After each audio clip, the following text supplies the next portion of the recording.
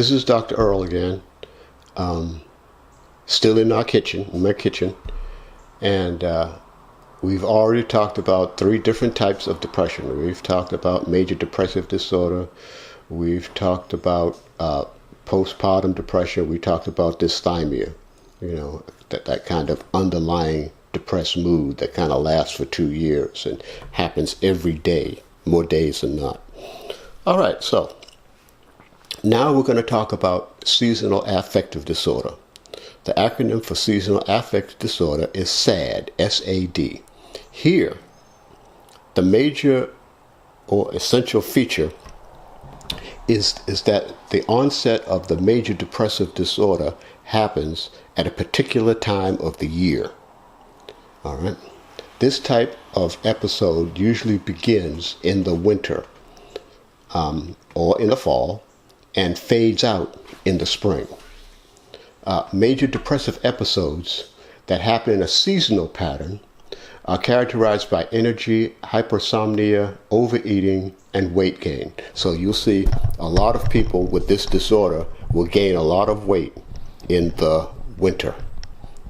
Winter type seasonal affect pattern is affected by place, age, and gender. It is most likely to occur in places with higher altitudes like Colorado, and younger persons are more at risk of being affected by this disorder than any other population.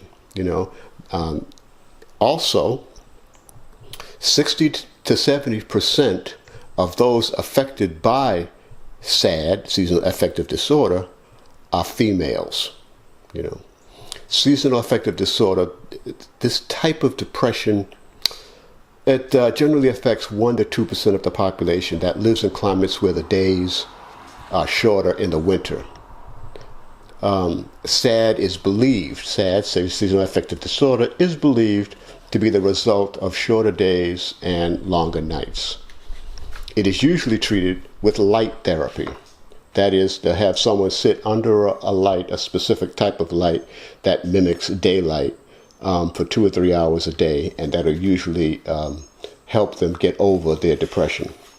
This is probably something that I would see a lot in my hometown of Boston, because Boston has and the whole New England area, not just Boston, but the whole New England area, they tend to have very long nights in the winter and short days, and it tends to be kind of dreary in the winter.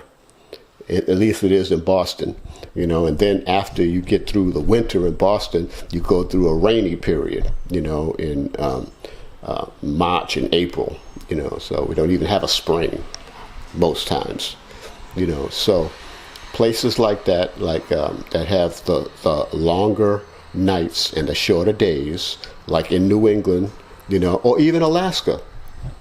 I would imagine that it's extremely prevalent in Alaska, where they can have nights that last for 6 months, so at any rate, it's a very serious disorder, but it's very transient. It'll go away. It's only active for the season, the winter season of shorter days and longer nights.